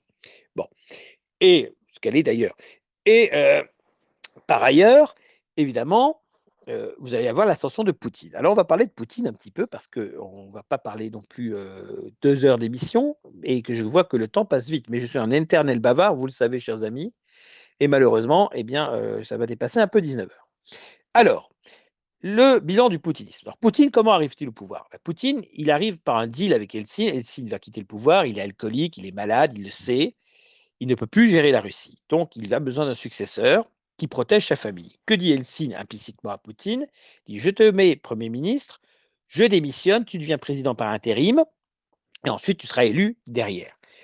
Et en revanche, ce que je te demande, c'est de veiller sur moi et veiller surtout sur ma famille, sur ma femme, sur ma fille, etc. Veille à ce qu'il ne se retrouve pas au tribunal, veille à ce qu'il soit protégé. Et Poutine dit OK, et il tiendra parole. D'ailleurs, jusqu'à aujourd'hui, il a tenu parole. Bon, Eltsine est mort, mais sa famille ne l'est pas. Et donc Poutine arrive au pouvoir, c'est quelqu'un qui est un ancien du KGB, qui a travaillé en Allemagne de l'Est. C'est pas un idéologue, c'est pas un communiste militant, mais quelqu'un qui a fait partie de l'époque soviétique et donc a une relative nostalgie, mais qui a aussi l'intelligence de comprendre que c'est fini. Bon. Poutine a travaillé avec Sobchak, maire de Moscou, il a fait quelques petites combines, il s'est fait un petit réseau. Et Poutine arrive au pouvoir grâce à Eltsine et trompe beaucoup de gens, y compris les oligarques, Berezovski, Rodorkovski. Tout le monde mise sur Poutine, un jeune homme dynamique, volontaire, patriote, etc. Mais Poutine, c'est un vrai politique, et déjà, il va écrabouiller les oligarques. Premier réflexe. La plupart des oligarques foutent le camp en Angleterre, en Israël ou ailleurs. Ça ne veut pas dire qu'ils sont sauvés. Berezovski mourra étrangement. Rodorkovski, qui est resté en Russie, va se retrouver en prison russe et il va ensuite s'exiler. Goussinski est interdit. C'est-à-dire qu'il accepte certains oligarques, Abramovich, quelques autres, s'ils se soumettent et s'ils n'ont aucune volonté politique. C'est-à-dire qu'ils ne veulent pas intervenir sur le terrain politique. Le terrain politique, c'est Poutine, pas les autres. Poutine, par ailleurs, va évidemment écraser la révolte tchétchène. Il ne trouvera pas une vraie solution. Ça, c'est encore une des erreurs de Poutine, certainement, dont on pourra en parler lors du bilan. Poutine commet évidemment une grosse erreur sur la Tchétchénie, c'est-à-dire que il détruit les volontés indépendantistes tchétchènes, alors que Eltsine lui-même avait fait des promesses aux Tchétchènes. Eltsine avait promis beaucoup plus d'autonomie. Eltsine n'a pas tenu parole. Et Poutine est héritier de cela. Donc en Tchétchénie, il va finir par travailler avec Kadyrov, c'est-à-dire un islamiste, contre les autres islamistes, mais c'est un islamiste fidèle à la Russie et obéissant. C'est le choix que fait Poutine pour que la Tchétchénie soit calme, pour qu'il n'y ait plus d'attentats à Moscou et ailleurs. Mais c'est un choix dangereux. On voit bien ce que cette réislamisation de la Tchétchénie aboutit, y compris chez les voisins. Alors, la Russie d'aujourd'hui est en contentieux avec à peu près tous ses voisins. Pourquoi? Parce que j'ai parlé de la doctrine Brzezinski tout à l'heure, de ce américain d'origine polonaise qui a théorisé l'encerclement. Avec la chute de l'Union soviétique, on aurait pu espérer que cet encerclement s'arrête. Et il s'était arrêté temporairement. En 2001, Poutine apporte son soutien aux Américains suite au 11 septembre. Et c'est là qu'un miracle peut arriver. Et si la Russie poutinienne était rentrée dans l'OTAN? Ça a failli se faire. Eh bien, si la Russie était dans l'OTAN, il n'y aurait pas cette nouvelle guerre froide d'aujourd'hui. Mais ça ne s'est pas fait. Et il a fallu ensuite que Poutine gagne de la puissance. Poutine n'est pas un nostalgique de l'Union soviétique, mais c'est quelqu'un qui veut redonner au peuple russe sa fierté. Et en tout cas, c'est son faire valoir, lui. Dire aux Russes: j'ai remonté l'économie, je remonte votre fierté personnelle, vous êtes un peuple fier, soyez fiers. Voilà ce que dit Poutine. C'est pour ça que Poutine ne veut pas faire le procès du communisme, parce qu'il ne veut pas que les Russes se fustigent, comme les Allemands le font, sur leur passé en permanence. Et évidemment, Poutine, de ce point de vue-là, a raison sans doute. Alors, évidemment, il va écraser la Tchétchénie, ça fait mauvaise presse, et surtout, par la suite, il va commencer à essayer d'empêcher la stratégie américaine d'encerclement qui commence. C'est quoi l'encerclement? C'est donc, comme je dis, des révolutions de couleur, c'est-à-dire foutre le bordel chez tes voisins pour qu'ils passent du côté atlantiste. En termes clairs, il faut que la Géorgie, que l'Ukraine passe dans le camp de l'OTAN, passe dans le camp des Américains. Évidemment, les Russes ne peuvent pas accepter ça à leur porte. Surtout que la frontière entre la Russie et l'Ukraine est floue. Question de la Crimée, que j'ai évoquée, les questions du Donbass, et pareil ailleurs. Alors la stratégie que la Russie de Poutine va mettre en place, c'est la stratégie du pourrissement par occupation d'un petit bout de terrain. Et ce petit bout de terrain empêche le pays concerné de rejoindre l'Union européenne, de rejoindre l'OTAN, etc. En Moldavie, c'est la Transnistrie, occupée par des pro-russes. La Biélorussie, Bélarus, est dirigée par Loukachenko, qui est un nostalgique de l'Union soviétique et donc extrêmement soumis à la Russie, qui est le dernier dictateur d'Europe, et c'est quand même vrai qu'il l'est, même s'il ne s'appelait pas de l'entendre, et qui est un allié relativement solide de Poutine, mais qui essaie aussi d'être indépendant, parce qu'il sent bien que parfois la Russie joue ses propres intérêts et qu'il y a aussi des intérêts biélorusses qui peuvent être mis en danger. Alors, évidemment, il y a la question de la Géorgie. Pour que la Géorgie se taise, Poutine occupe l'Abkhazie et l'Ossétie du Sud. Il le fait maintenant depuis près de 13 ans, à partir de 2008 environ. Sarkozy avait réussi à empêcher le conflit d'aller plus loin, mais la Russie obtenait ce qu'elle voulait. La Géorgie ne peut donc rentrer ni dans l'OTAN ni dans l'Union européenne, puisqu'elle a des bouts de son territoire qui sont occupés par la Russie. Quant à l'Arménie, elle a été atrocement lâchée par la Russie poutinienne. Ça a choqué d'ailleurs beaucoup de Russes et pas seulement d'autres Européens. Pourquoi est-ce que l'Arménie a été abandonnée face à l'Azerbaïdjan? C'est une faute morale de la Russie d'avoir abandonné, comment dire, euh, les peuples arméniens à un sort tragique face aux Azéris. En plus, les Azéris sont des ennemis traditionnels avec les Turcs, d'une certaine manière, des peuples non seulement arméniens, mais russes. Bon, pourquoi? Bien parce qu'aujourd'hui, la Turquie, même s'il est membre de l'OTAN, joue un jeu très trouble, anti-Union européenne et anti-USA. Et ça intéresse évidemment Poutine au plus haut point. Il y a eu des fritures entre eux à cause de la Syrie, il y a eu des attaques simultanées contre des troupes turques et des troupes russes. Et finalement, Erdogan est allé voir Poutine, Poutine l'a engueulé, et puis Erdogan s'est écrasé devant Poutine, et donc il y a une alliance de fait entre la Turquie et la Russie, c'est une alliance contre l'Europe, d'une certaine manière, et c'est une alliance contre nature. De la même façon, Poutine se tourne un peu vers la Chine pour gêner les Américains et pour trouver une solution palliative aux sanctions économiques dont l'Europe comment dire, est responsable parce que les Américains lui ont demandé. Le paradoxe est là, les États-Unis exigent de l'Europe qu'elle sanctionne les Russes, sinon les entreprises européennes seront sanctionnées. Ça n'empêche pas les Russes de faire, et les Américains de faire d'ailleurs des affaires entre eux. Les Américains disent faites ce que je dis, mais surtout pas ce que je fais. Bon, on voit bien qu'aujourd'hui, la Crimée donc, a été réannexée. Elle a été conquise par Catherine II. Elle n'a rien d'ukrainien en soi, mais elle a été rattachée à la République socialiste soviétique d'Ukraine par Khrouchtchev. Et en 1991, Eltsine n'a pas eu l'idée de redécouper les territoires, ce qu'il aurait dû faire. Donc il y a des Russes qui se sont retrouvés dans des territoires non russes. Et la Crimée, qui n'avait pas d'Ukrainien chez elle, se retrouve rattachée à l'Ukraine. Donc, résultat des courses, la Russie a une base, Sébastopol. Elle n'a certainement pas envie que l'Ukraine rejoigne l'OTAN et dise finalement aux Russes, cassez-vous, Sébastopol, c'est à nous. Donc, qu'ont fait les Russes? Ils ont annexé la Crimée, mais au prix de sanctions internationales et d'un blâme mondial, américain et autres, disant c'est scandaleux, regardez ce qu'ont fait les Russes face à l'Ukraine. Les dirigeants ukrainiens qui ont joué cette carte du nationalisme sont un peu enchaînés dans leur discours. Ils n'acceptent pas cette annexion et donc ils prennent des positions ultra anti-russes, extrêmement maladroites, comme par exemple remettre en cause le statut de la langue russe en Ukraine, ce qui a déclenché immédiatement la colère dans le Donbass. C'est logique, le Donbass est russophone à mort et on commence à leur dire vous n'aurez pas le droit de parler votre langue. Qu'est-ce qui se passe? Ils jouent la carte russe.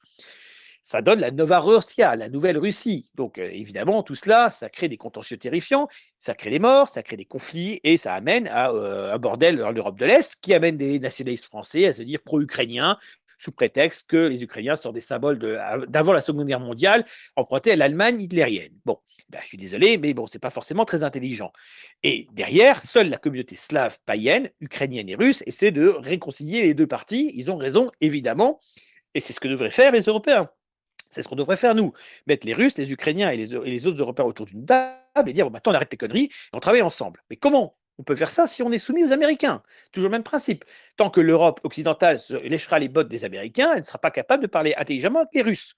Tant que la Russie verra que l'Europe occidentale et même l'Europe centrale est russophobe, à l'image des Polonais, des Lituaniens, eh bien les Russes vont dire j'ai beau tendre ma main aux Européens, ils ne la prennent pas. Parce que Poutine, à plusieurs reprises, a tendu une main claire aux Européens. Il parle souvent de la grande Europe, de l'Islande à l'Oural et par extension jusqu'au Pacifique. Il dit que la civilisation européenne, dont il inclut la Russie dedans, est une seule, etc. Il envoie des signaux et personne n'est là pour dire on a compris le signal, on va travailler ensemble. Non, on est toujours en train de s'aligner sur Washington. Donc la grande Europe, c'est pas pour demain tant qu'on fera ça. Poutine est pragmatique.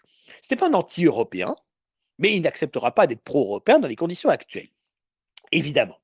Alors, on nous parle de ce fameux Navalny. Alors, qui c'est ce Navalny qu'on nous présente comme le super démocrate de la mort qui tue, l'antithèse de Poutine? Alors, évidemment, ce que Navalny subit des autorités russes, il subit ce que tous les dissidents dans tous les régimes forts ont pu subir. Mais il cherche aussi un peu la merde. Alors, Navalny, voilà un article qui vient de sortir dans Le Monde d'un certain Sergei Gouriev, qui est un ami de Navalny, et j'ai mis en surlignage qui est intéressant, je vais vous le lire. Navalny a une vision claire pour l'avenir de la Russie, celui d'un pays européen normal. Alors, je suis assez d'accord sur le fait que la Russie devrait être un pays européen normal, mais attention à ce qu'on appelle normal. Si c'est un pays européen normal comme la France, j'ai pas envie que la Russie ressemble à la France. J'ai pas envie que la Russie troque son conservatisme pour le libertarisme décadent. Donc, je ne sais pas ce que veut dire un pays européen normal, et j'ai peur de ce que ça veut dire. Ben, notre cher Gouriev continue en ce sens-là. Le régime russe déteste les sanctions, c'est quand même normal, et œuvre à les affaiblir en liaison avec différents gouvernements européens, avec l'extrême droite. Donc là aussi, diabolisation. Et il revient à la charge. Poutine veut unir les forces d'extrême droite conservatrices. Alors que Poutine écrase tous les partis nationalistes en Russie qui n'existent plus, que ce soit Potkin, Demouchkine et autres, tous les nationalistes russes, sauf Rogozine ralliés, sont interdits. Alors évidemment, rappelons aussi que Navalny est quand même culotté, puisque Navalny était candidat aux élections municipales sur une ligne ouvertement xénophobe contre d'autres peuples de Russie, notamment des peuples du Caucase.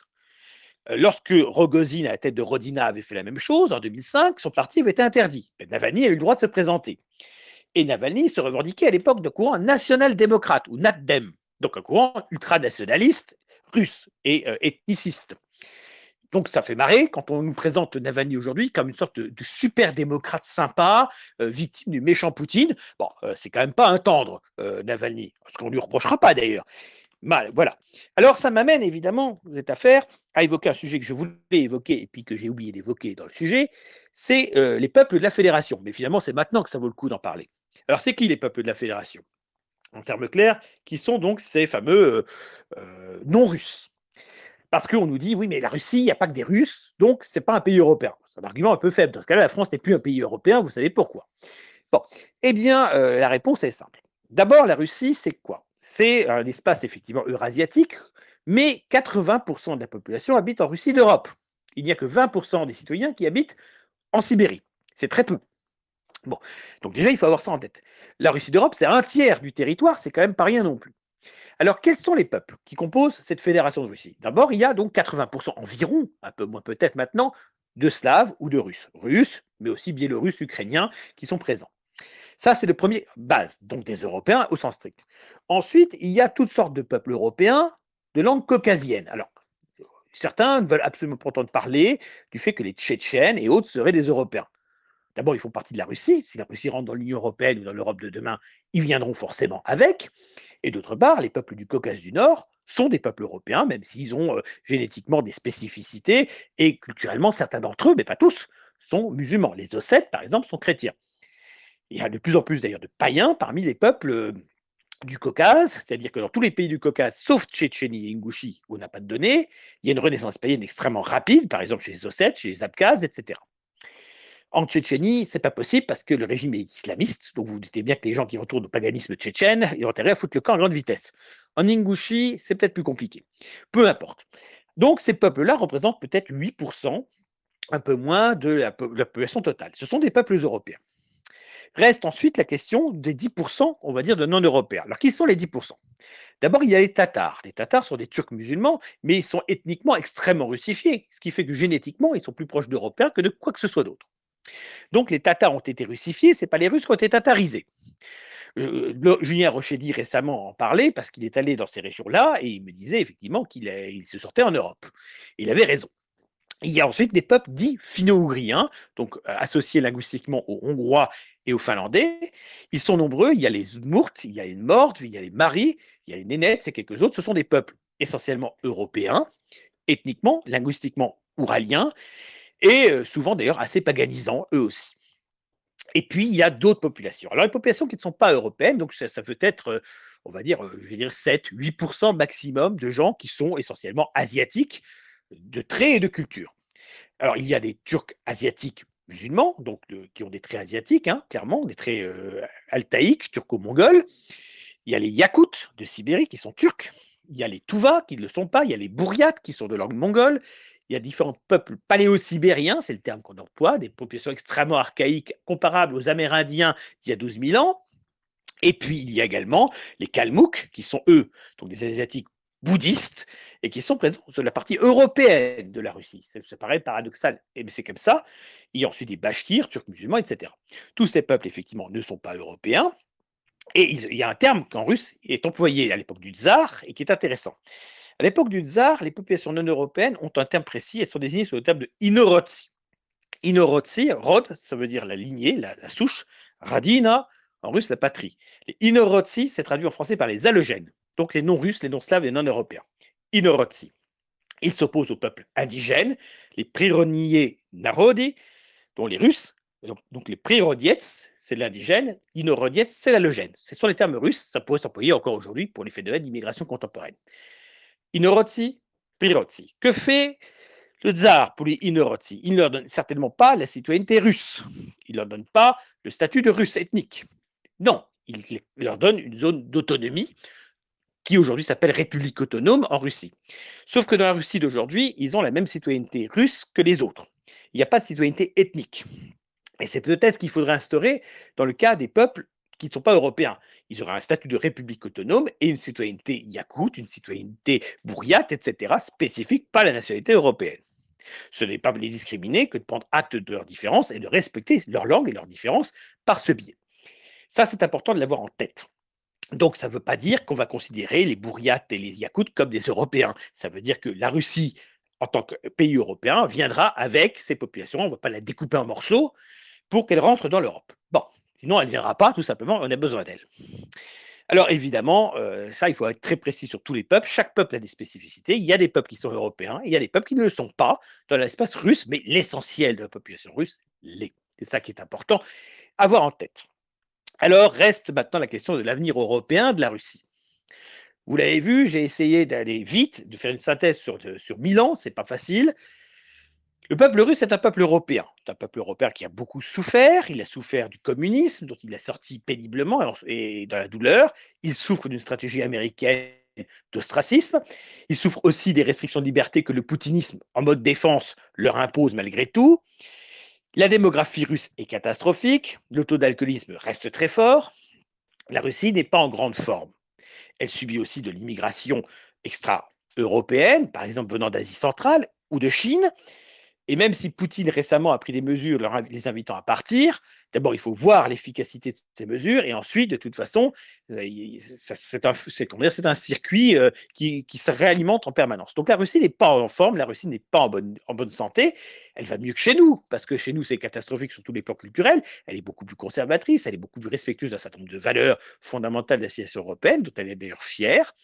Mais la Russie de Poutine est sans solution. Poutine, c'est simple. Pourquoi reste-t-il au pouvoir si longtemps? Il vieillit, il a certainement marre à un moment donné, comme tout homme. Mais il n'a pas de solution de repli. Si Poutine quitte le pouvoir demain, il finira tué. Lui et sa famille, probablement. C'est comme ça que ça se passera. Il a besoin d'un protecteur comme Eltsine lui avait demandé d'être lui son protecteur. Poutine a protégé la famille d'Eltsine. Qui protégera Poutine et sa famille? L'enjeu est là. Poutine a espéré de Dimitri Medvedev, il espérait que ce soit son héritier, mais Medvedev s'est trop aligné sur les positions atlantistes, d'une manière ou d'une autre, et il a été déchu, il a déçu, et donc il a été déchu. Or, c'était le principal et légitime successeur de Poutine. Poutine n'a donc pas de solution alternative, il faut rester jusqu'au bout au pouvoir tant qu'il n'y en a pas. Parce que s'il part, il est fini, et il le sait. Évidemment que Poutine s'est enrichi. Qui en Russie ne s'est pas enrichi? Et ne s'est-il pas enrichi? Bon, c'est la Russie. La Russie, si on n'est pas riche, eh bien, on n'est pas crédible à la tête de l'État. C'est le côté tsariste. C'est comme ça. On peut le déplorer, mais de toute façon, tous les dictateurs et tous les autocrates sont riches. C'est même une évidence. Et dans le cas de Poutine, c'est un semi-autocrate par défaut parce qu'il est attaqué en permanence. Donc Poutine n'est pas un antidémocrate absolu, mais il a besoin d'une solution. Et cette solution, personne ne lui offre. Ce qu'on lui tient comme discours, c'est un discours de haine et de rejet. Il faut trouver une stratégie de solution de sortie de crise pour Poutine. Seule la grande Europe est capable de parler à Poutine, à condition qu'elle se libère des États-Unis. Il faut qu'on parle avec les Russes et avec les autres Européens sur une table ronde. Il faut qu'on soit tous autour d'une table et qu'on discute point par point le Kosovo, le Donbass, la Crimée, la Géorgie, etc. Et qu'on trouve des solutions, y compris l'Irlande du Nord, qui est en train de réexploser à cause du Brexit. Voilà, il faut qu'on travaille ensemble. Il faut une grande conférence européenne où on associe de plein pied la Russie. Et pour ce faire, il faut dire aux Américains, go home. Mais le problème, c'est que pour l'instant, nos gouvernements sont alignés sur Washington, et surtout avec Biden, parce que quand il y avait, paradoxe des paradoxes, quand Trump était président, Trump a essayé de se réconcilier avec la Russie, l'État profond américain a empêché Trump de se réconcilier avec la Russie. Il n'a pas pu le faire. Bon. En même temps, Trump nous libérait, nous, Européens, puisqu'il voulait se libérer de l'OTAN, laisser l'Europe se débrouiller toute seule. C'était l'occasion rêvée de se rapprocher des Russes. Qu'a-t-on fait? On n'a rien fait d'autre qu'attendre la chute de Trump. Et lorsque Super Biden, alias Sleepy Biden, Biden l'endormant et l'endormi, et le fatigant Biden est arrivé, eh bien, on est tous sourire pour cet individu ridicule. Voilà. Et donc, au lieu d'avoir fait l'Europe de la défense, au lieu de s'être rapproché de la Russie, eh bien, on est encore BA devant Kamala Harris et compagnie à dire ah, les Américains, c'est formidable, il faut les suivre. Et méchant Poutine, vilain Poutine, qui commet des horreurs contre le pauvre Navalny, c'est insupportable. Moi, je ne suis pas poutiniste. D'abord parce que je suis européiste et je considère que l'avenir de l'Europe, c'est tous ensemble et je ne vais pas valoriser tel ou tel régime. Je pense que Poutine doit partir, mais pour qu'il parte, il faut lui trouver une solution alternative et un départ négocié. Ce départ négocié n'est pas aujourd'hui possible. Donc, on fera avec Poutine jusqu'au bout, jusqu'au moment où Poutine offrira à la grande Europe la Russie, comme Helsinki a offert la présidence à Poutine. Et Poutine vivra dans sa datcha avec sa famille, etc., sous la protection de l'État européen, de manière bienveillante, jusqu'à la fin de ses jours. Parce que nous traiterons bien les anciens chefs d'État européens qui auront joué la carte de l'avenir, c'est-à-dire la carte de la grande Europe, dont Poutine a toujours été un défenseur en parole, puisque je l'ai dit tout à l'heure et je le redis, combien de fois a-t-il dit qu'il fallait faire la grande Europe, de l'Islande à la Russie? Il l'a dit des dizaines de fois, des centaines de fois. Et on me sort, oui, mais les eurasistes, oui, mais Dugin l'influence. Dugin n'influence rien. Dugin a bien perdu son poste à l'université par décision de Poutine. Donc, il n'y a pas de douginisme auprès de Poutine. Poutine n'a rien à faire des théories de Dugin, qui sont d'ailleurs assez ineptes. Poutine, il défend la Russie européenne de peuplement et de civilisation, comme il le peut, c'est-à-dire mal, parce qu'il ne peut pas faire mieux, parce que de toute façon, dans les conditions actuelles, la Russie n'est pas toute seule. La Russie ne peut s'en sortir que grâce à l'Europe, avec l'Europe, et nous avons besoin aussi de l'autre côté de la Russie pour nous en sortir. C'est le mot de la conclusion. L'unité de l'Europe, et donc la réconciliation avec la Russie, sont des choses indispensables, ultra nécessaires, que nous devons réussir et que nous devons faire. Et si nous ne le faisons pas, alors nous disparaîtrons de l'histoire. Pas seulement les Européens de l'Ouest, mais tous les Européens disparaîtront, y compris les Russes. Nous n'avons pas d'autre choix. Cette fois-ci, nous ne pouvons plus maintenir ces malentendus qui ont amené au désastre de Napoléon et d'Hitler. Nous devons travailler avec les Russes pour nous en sortir. Et tant que ça ne sera pas compris, on sera foutu. Et les Ukrainiens, les Biélorusses et les autres ont intérêt, s'ils veulent que leur pays reste d'identité européenne, comme la France aurait dû le rester et le redeviendra, eh bien, ils n'ont pas le choix. La poutinophobie, ça ne sert à rien. La russophobie, ça fait le jeu des Américains et du globalisme. Donc, pas de légèreté là-dessus. On n'est pas naïf. La Russie défend ses intérêts aujourd'hui. On ne va pas dire qu'elle va du jour au lendemain défendre les intérêts européens collectifs. C'est un rapport nouveau qu'il faut établir avec les Russes, un rapport de confiance. Les conditions ne sont pas remplies. Les conditions pour les remplir, c'est un autre discours en Europe. Il faut un chef au reste de l'Europe, et ce chef, face à Poutine, saura lui parler. Mais tant qu'on n'aura pas ça, qu'on aura des Ursula von der Leyen et compagnie, on pourra toujours se brosser. Alors certes, Poutine n'est pas immortel, mais qui sait ce qu'il pourrait avoir à la place de Poutine après? Ça pourrait être bien pire.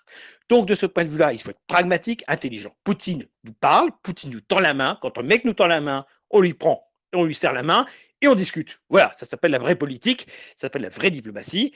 Notre destin, à nous Européens, c'est l'unité eh bien, il faut la faire. Je vous salue et maintenant on pourra passer à une étape de questions-réponses. J'arrête l'enregistrement.